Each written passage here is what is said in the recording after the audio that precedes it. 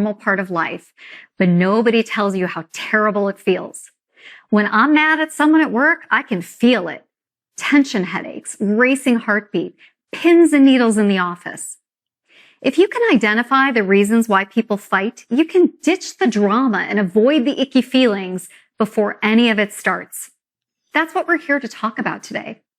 How to respond to problems in a mature and considerate manner.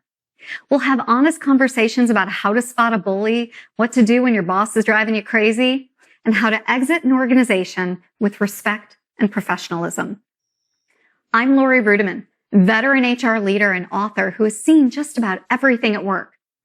I believe you can change your lives before your boss or HR gets involved.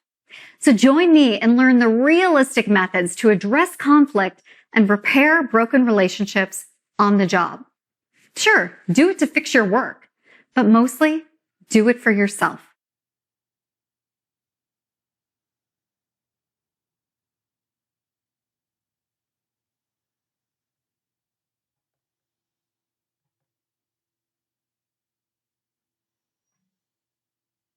It can be tough to spot the difference between conflict and bullying.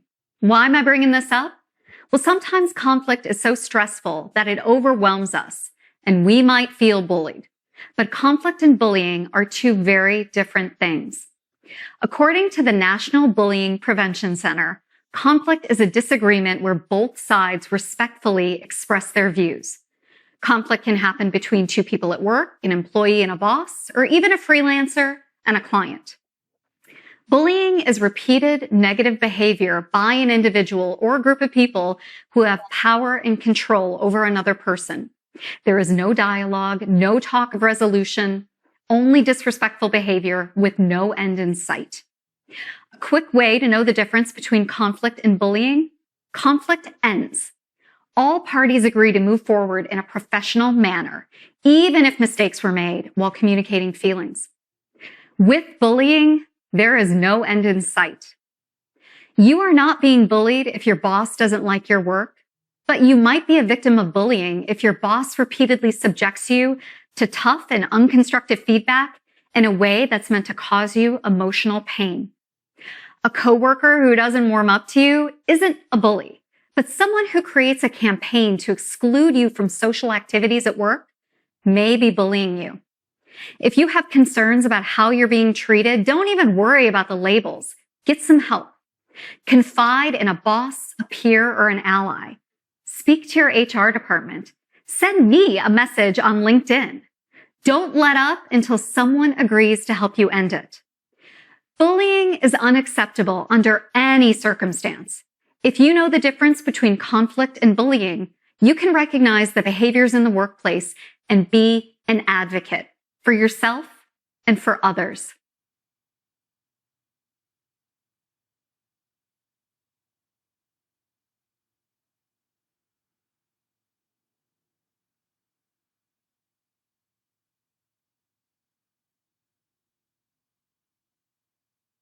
When I worked in HR, I had a nemesis. Her name was Judy. She worked in procurement. Whenever I signed a contract, Judy came back with a million questions and red flags. There was always some reason why the document was wrong. I tried asking clarifying questions. Am I doing something wrong? Is there a different way I can send you these forms? Can you give me specific feedback on how I can improve? I didn't receive friendly or clear answers, and I needed help.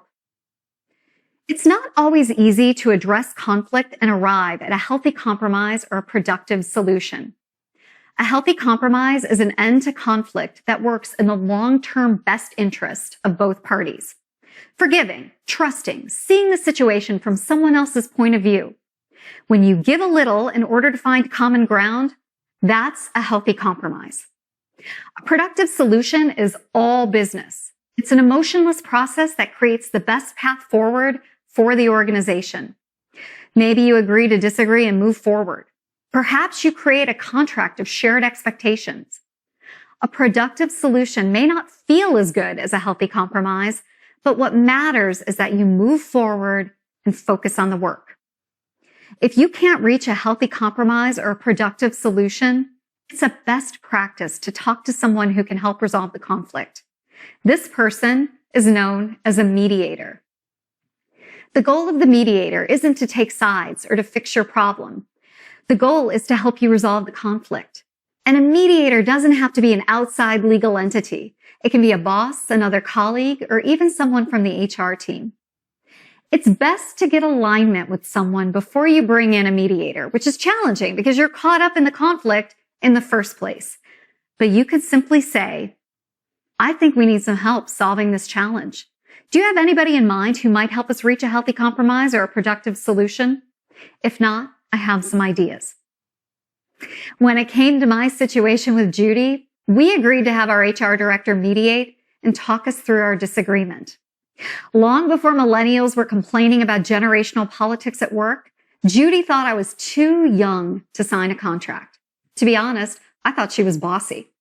Thankfully, the HR director listened to our concerns and helped us arrive at a productive solution.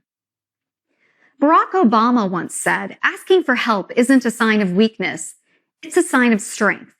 It shows you have the courage to admit when you don't know something and to learn something new. When you're in the middle of a disagreement with no end in sight, it might be time to look to a mediator for resolution. So ask yourself, is that time now?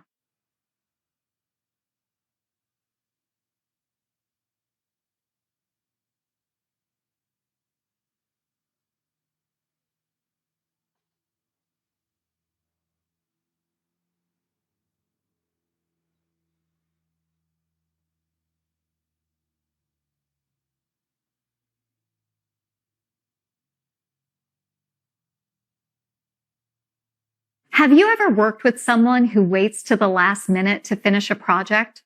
Or someone who is all checked out and needs to be nudged all the time? Back in my day, we called those people slackers. These were individuals who seemed indifferent to work. But working in the trenches of HR taught me that there are 3 reasons why your colleagues check out at work and cause conflict with others. The first is self-doubt. For whatever reason, people have imposter syndrome and worry that they don't make a difference. You might freak out when your coworker misses a deadline, but she thinks you're making a big deal out of nothing because her work is not that important to the organization in the first place. Then there's mistrust. Your colleague has been burned by broken promises or ineffective leaders. Why even try to work hard when you don't trust the systems, teams, or people around you? Will anybody even notice if you phone it in? Finally, there's burnout. Your coworker once cared back in the day, but now she's emotionally fatigued and no longer wants to put herself out there and try. Self-doubt, mistrust, and burnout are at the core of indifference. The bad news is that you can't make someone care about her job. The good news is that you can find a healthy compromise or a productive solution by expressing an interest in an indifferent coworker and asking her a few key questions. First, do you feel like you're a respected and important member of the team? Next, do you trust that your work matters? Finally, is there something I can take off your plate so you feel like you have the space to prioritize our project? Empathy and compassion are the secret weapons against indifference. So the next time someone is a slacker at work, don't get mad, get curious.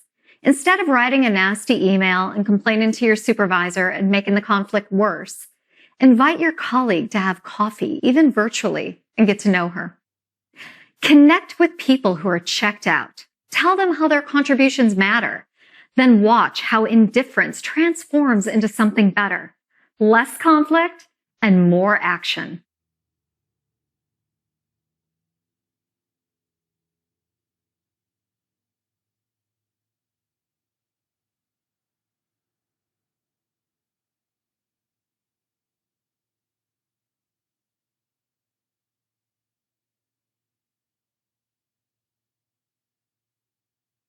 Anne Lamott once wrote that no is a complete sentence.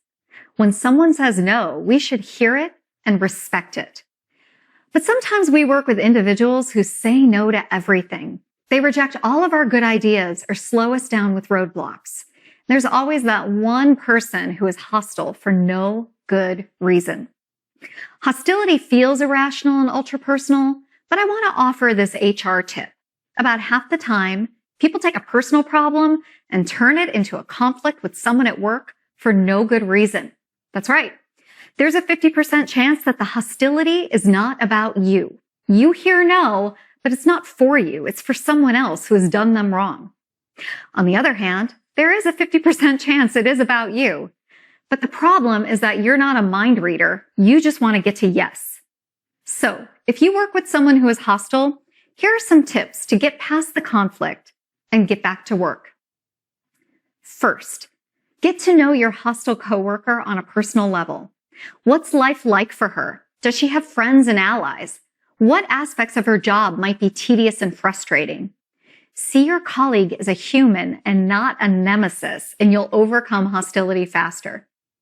Next, pay attention to how they communicate. When your colleague is at her best and most agreeable at work, who is she interacting with? How does she communicate with someone she likes? Reverse engineer those positive relationships and even copy the communication styles that work, and you'll be on your way to a more productive relationship.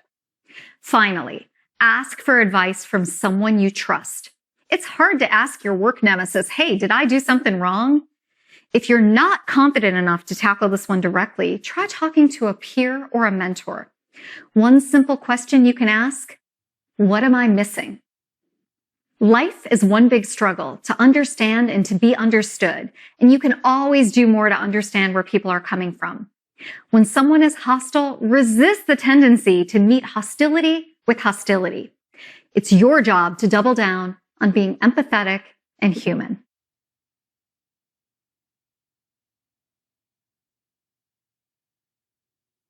Have you ever walked into an office and sensed a negative vibe? Or have you ever been in a meeting where nobody felt comfortable addressing the elephant in the room? That's called tension, and it's scary to raise your hand and call it out. In fact, it might even be downright dangerous for your career prospects. But here's the deal. Tension is an indicator that something has gone very wrong with your company's culture. It develops when there's a lack of trust and no healthy way to ask about deliverables, performance, and expectations. What can you do about tension at work? Well, nobody expects you to change the culture of the company single-handedly, but you can model the right behaviors and be an individual leader who refuses to accept the status quo. Want to address tension? Watch your body language. A clenched jaw, strained neck muscles, and a tense face are all signs of stress in the body. Work on your professional presence and make mindful choices with your body language. At the very least, pull your shoulders away from your ears. It will improve your posture. Next, be intentional. Instead of jumping from meeting to meeting in a state of stress, ask yourself, how do I want to show up for this interaction? Is this the right mood for the meeting? Am I in the right frame of mind to talk to people who might not even like me? Next, get crystal clear on deliverables. Nothing alleviates tension better than a plan. Create a clear outline of who delivers what, how they'll do it, and when it will be completed. If you can't get other people on board, model good behaviors and start with yourself. Deliver on time and without drama. Finally, be your own mentor. If work is tense and toxic, it's time to start mentoring yourself. Take your PTO, spend some time away from work, thinking about the challenges you face, and ask yourself, am I behaving with integrity? What needs to change with me so that my interpersonal relationships are better at work? Fixing work is an inside-out job. When there's tension and conflict in the workplace, fix yourself first. If you start there and build positive momentum in your personal and professional life, nobody can take that away from you, not even a hostile coworker.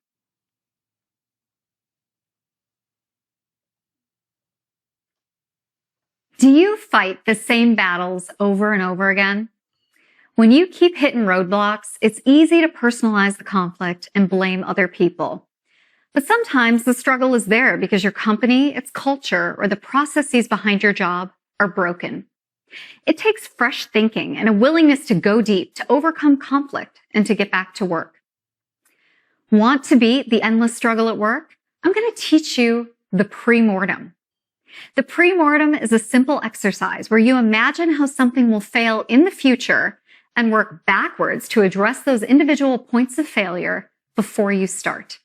Let me get super specific. Before you do anything that is a struggle, talk to your coworker about a project, design a new website, ask your boss for a raise, I want you to imagine how it will fail. Not how might it fail, not how could it fail, but how it will fail. Set a timer for 2 minutes, flash forward into the future, and write about all the ways you failed. Be silly, make yourself laugh, and get it all down. The heartbreak, the chaos, the absurd ways it all falls apart. Let's say you're asking for a raise. Maybe you'll chicken out. Maybe you'll ask for too much, or maybe you don't ask for enough and you leave money on the table. When the timer goes off, you have a gift in front of your very eyes. It's a roadmap of the things to address before you even start whatever it is you're planning on doing.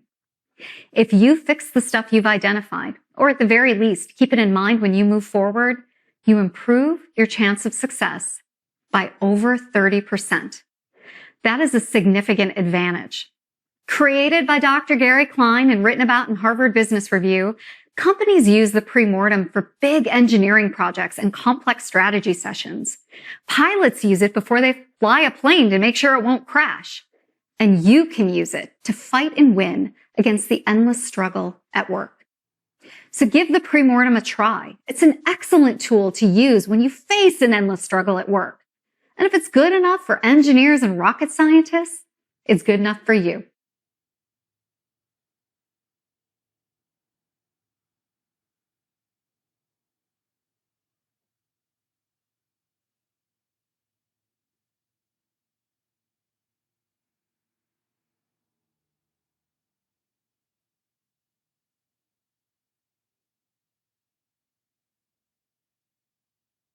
Stop for a second and think about the best boss you've ever had.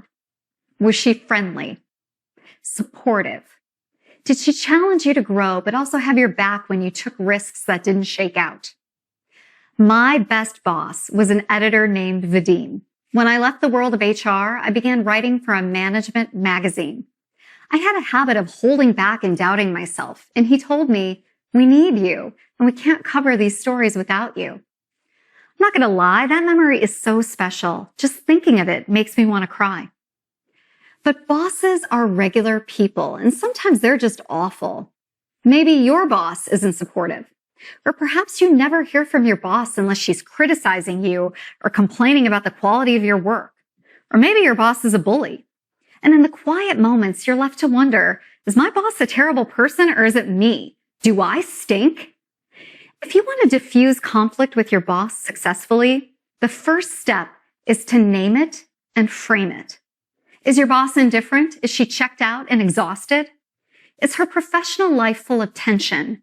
Is she caught up in a culture that doesn't encourage people to ask questions about deliverables, performance, and expectations?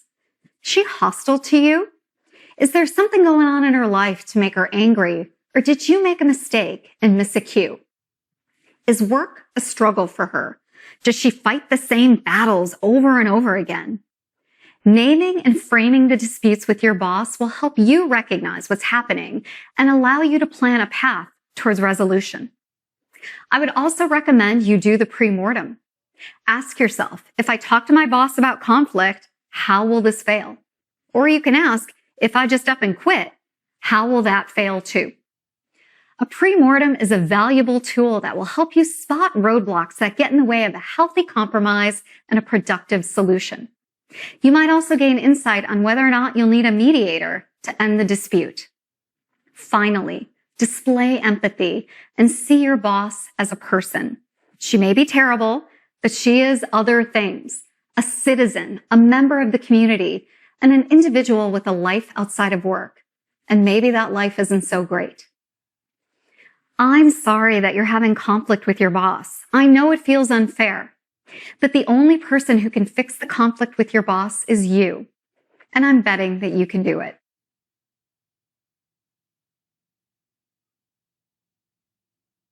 There's someone I know who is addicted to chaos, disorder, and drama. At work, the world is always falling apart. At home, she's always caught up in some sort of commotion and is drawn to celebrities and TV shows with lots of conflict. This person will come to me for career and life advice, and I change the subject because I know better. People who thrive in chaos do not want help. They want to vent in good times and bad because that's part of the behavioral pattern. Here's what I want to say to this person and you. Chaos is not healthy. We may live in volatile and uncertain times, but human beings have always lived in chaotic and ambiguous environments. Our species has endured famine, global conflicts, and a whole host of threats regularly. But most of us still wake up in the morning, make breakfast, spend time with our families, and practice gratitude for what we have. Chaos is a mindset, and so is leadership. When conflict and ambiguity are everywhere, step up and be the leader everybody is looking for. You don't need to be a CEO to be a leader. When work is chaotic and you can't look to your boss or leadership team for answers, try using some of the tools I've taught in this course. Name and frame the conflict. Do a pre-mortem and display empathy. Now, I know you probably don't get paid to provide leadership in a time of chaos. Do it anyway. I mean, actually, you don't have to do it. You don't have to step up. You can just let the chaos continue, but realize that it makes you complicit. And I think you're better than that. And if you worry that no one will take you seriously, work on that. Far too many of us suffer from imposter syndrome, the feeling that we're frauds and we aren't up for the challenges of work. If you'd like to work on overcoming those feelings, there are some great courses right here on LinkedIn Learning. We live and work in volatile and uncertain times, but that's not new. What's new is your self-awareness. Leadership is available to all of us, so step up as a peer leader and diffuse conflict. Frankly, I think that's the best job on the market anyway.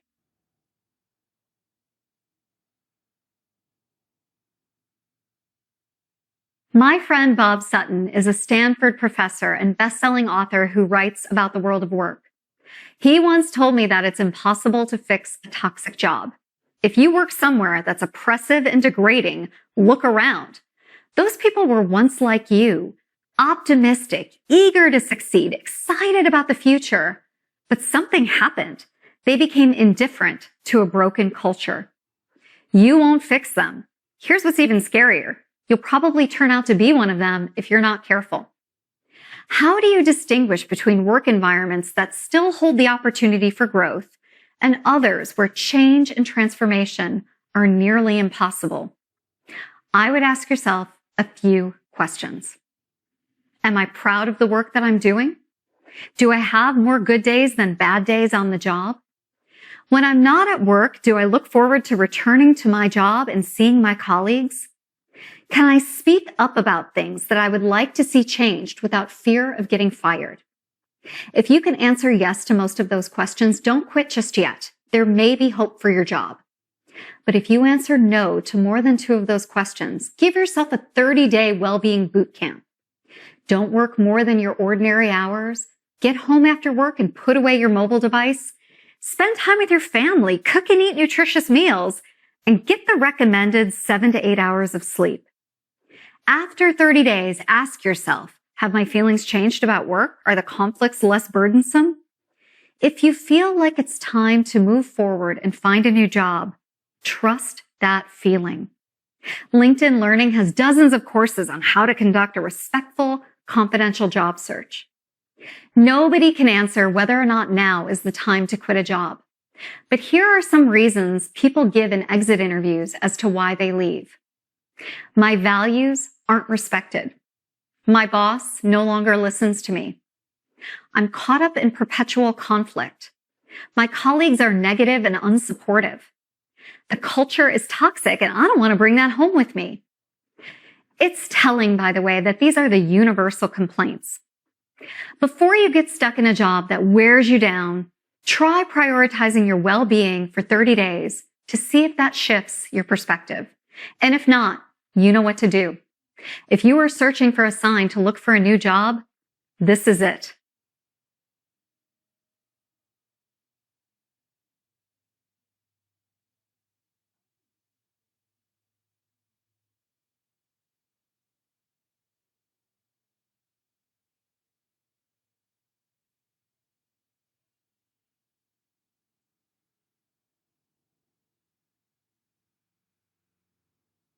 I'd like to send you off into the real world where conflict happens outside of work all the time.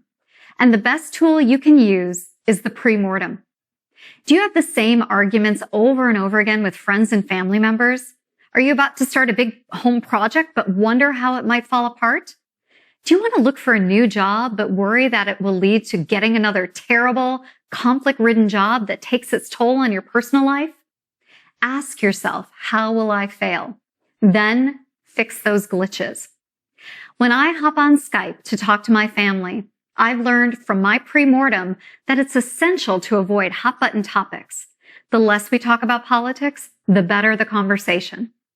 And I want to adopt a dog, but I did a pre-mortem and realized that my husband really isn't into it. So for now, we just have our cats. And before I take on a new client, I ask myself, how will this relationship fail? If I see red flags, I address it up front. And sometimes I say no to the client because it's just not worth the drama. Now, you can find more conflict resolution resources like the pre-mortem on my website, LoriRudiman.com. You will also find a link to my book called Betting on You, How to Put Yourself First and Finally Take Control of Your Career.